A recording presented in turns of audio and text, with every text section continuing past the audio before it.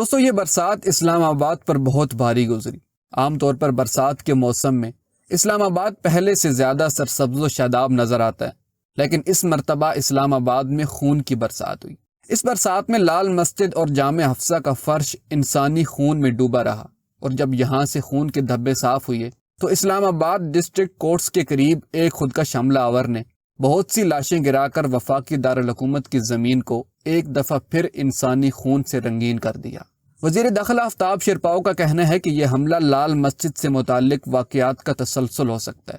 یہ حقیقت واضح تھی کہ خودکش حملہ آور کا ہدف چیف جسٹس افتخار محمد چودھری یا وہ جلسہ گاہ نہیں تھی جہاں انہوں نے خطاب کرنا تھا۔ خودکش حملہ آور کا ہدف اس جلسہ گاہ کے قریب پاکستان پیپلز پارٹی کا ایک استقبالیہ کیمپ تھا، اور کئی مبصرین کا خیال ہے کہ حملے کی وجہ بے نظیر بھٹو کے کچھ حالیہ بیانات ہیں جن میں انہوں نے لال مسجد کے خلاف آپریشن کی حمایت کی تھی۔ ہمیں لال مسجد اور جامع حفصہ میں نہتے طلبہ و طالبات کی موت پر بھی افسوس ہے، اور خودکش حملے میں مارے جانے والے پیپلز پارٹی کے کارکنوں اور دیگر بے گناہ شہریوں کی موت پر بھی افسوس ہے، اور جنہیں مذہبی انتہا پسند قرار دے کر واجب القتل سمجھا جا رہا ہے وہ بھی موت کو ہتھیار بنا کر بے گناہوں کی جانیں لے رہے ہیں۔ نہ تو روشن خیالوں کو اپنی غلطی کا احساس ہے اور نہ ہی انتہا پسندوں کو کوئی ملال ہے۔ پچھلے چند ماہ کے واقعات کا تجزیہ کریں تو صاف پتہ چلتا ہے کہ تشدد سے مزید تشدد جنم لے رہا ہے۔ پچھلے سال باجوڑ میں ایک دینی مدرسے پر بمباری میں بے گناہ طلبہ شہید ہوئے تو ان کے انتقام کی قسمیں کھائی گئیں۔ کچھ دنوں بعد درگئی میں فوج کے ایک تربیتی مرکز پر خودکش حملہ ہوا۔ پھر شمالی وزیرستان کے علاقے دتہ خیل کے قریب ایک اور مدرسے پر بمباری ہوئی، اور اس کے رد عمل میں شمالی وزیرستان میں سیکورٹی فورسز پر کئی خودکش حملے ہوئے۔ لال مسجد میں آپریشن کے بعد سوات، ڈیرہ اسماعیل خان اور اسلام آباد میں خودکش حملے ہو چکے ہیں، اور سمجھ نہیں آتا کہ کسے ظالم کہیں اور کسے مظلوم کہیں۔ دونوں طرف مرنے والے پاکستانی بھی ہیں اور مسلمان بھی ہیں۔ احساس جرم دونوں طرف نظر نہیں آتا۔ البتہ اسکول کی ایک معصوم طالبہ ایمان یوسف نہ جانے کیوں احساس جرم کا شکار نظر آتی ہے۔ وہ اسلام آباد کے ایک انگریزی میڈیم اسکول میں پڑھتی ہے۔ اس نے ای میل کے ذریعے مجھے بتایا کہ اسلام آباد میں ایک چینی مساج سینٹر کے خلاف شکایت لے کر وہی مولانا عبدالعزیز کے پاس لال مسجد گئی تھی۔ ایمان لکھتی ہے کہ اس کے ہمراہ اس کی کچھ سہیلیاں بھی تھیں جن کا خیال تھا کہ چینی مساج سینٹر میں غلط کام ہو رہے ہیں، اور ان سب نے مولانا عبدالعزیز سے درخواست کی تھی کہ پولیس ان غلط کاموں کو نہیں روکتی تو پھر آپ ہی کچھ کریں۔ ایمان اور اس کی سہیلیوں کی شکایت پر لال مسجد والوں نے مساج سینٹر پر چھاپا مارا، چینی خواتین کو اغوا کیا، اغوا شدگان کو ایک رات جامع حفصہ میں رکھا اور اگلے دن وارننگ دے کر چھوڑ دیا۔ ایمان لکھتی ہے کہ اس واقعے کے کچھ دنوں بعد لال مسجد میں جو کچھ ہوا وہ ناقابل یقین تھا، اور شاید یہ سب کچھ اسی وجہ سے ہوا۔ نہ وہ مولانا عبدالعزیز کے پاس جاتی، نہ چینی مساج سینٹر کی شکایت لگاتی، نہ چینی خواتین اغوا ہوتی، اور نہ ہی لال مسجد کے خلاف آپریشن کے حالات پیدا ہوتے۔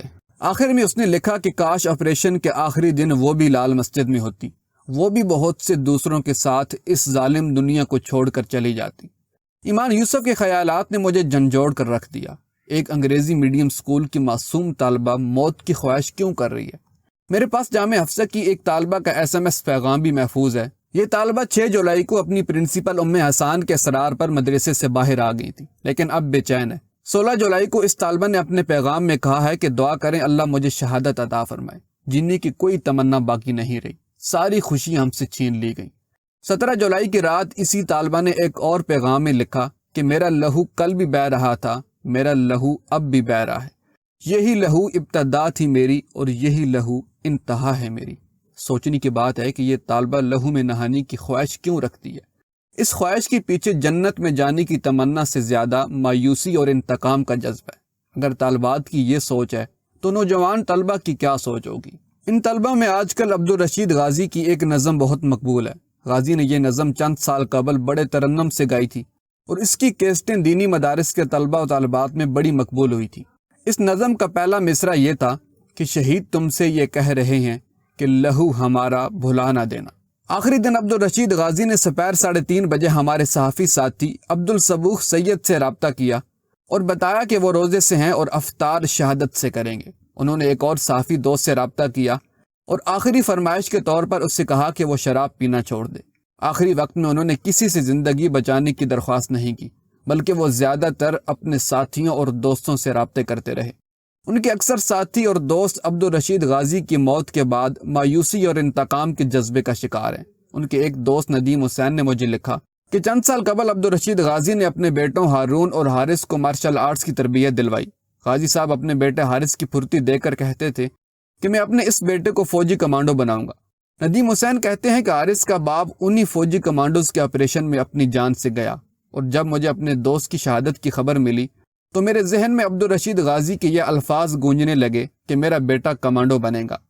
آخر میں انہوں نے سوال اٹھایا کہ کیا واقعی اب حارث کمانڈو بننا پسند کرے گا؟ اس سوال میں بھی مایوسی ہے۔ آج پاکستانی معاشرے کو بڑھتے ہوئے تشدد اور خون ریزی سے بچانے کے لیے یہ مایوسی ختم کرنے کی ضرورت ہے۔ مایوسی ختم کرنے کے لیے ضروری ہے کہ بے گناہوں اور معصوموں کے خلاف ریاستی طاقت استعمال نہ کی جائے۔ امریکہ کو یہ اجازت نہ دی جائے کہ وہ قبائلی علاقوں میں بمباری کرے۔ روشن خیالوں اور انتہا پسندوں کی تقسیم ختم کی جائے۔ سب سے بہتر تو یہ ہوگا کہ دہشت گردی کے خلاف نام نہاد جنگ سے پاکستان کو علیحدہ کیا جائے، کیونکہ اس جنگ نے پاکستان کو مزید دہشت گردی اور خودکش حملوں کے سوا کچھ نہیں دیا۔ علماء کے فتووں، فلموں اور ڈراموں سے خودکش حملے ختم نہیں ہوں گے۔ یہ خودکش حملے جن پالیسیوں کا رد عمل ہیں، ان پالیسیوں کو ختم کرنا ضروری ہے۔ یہ پالیسیاں اسی وقت ختم ہو سکتی ہیں جب فیصلے کا اختیار کسی ایک فرد کی بجائے عوام کی منتخب پارلیمنٹ اور خود مختار پارلیمنٹ کے پاس آ جائے گا۔ جس ملک کی پارلیمنٹ بے اختیار ہو، وہاں قانون و انصاف کی بالادستی قائم نہیں ہو سکتی۔ جہاں انصاف نہیں ہوگا، وہاں مایوسی ختم نہیں ہوگی، اور جہاں مایوسی ختم نہیں، وہاں خون کی برساتیں نہیں تھم سکتی۔ دوستو، اگر آپ کو ہماری یہ انفارمیٹیو ویڈیو پسند آئی تو پلیز اس ویڈیو کو لائک اور ہمارے چینل کو سبسکرائب کر دیں۔ جزاک اللہ۔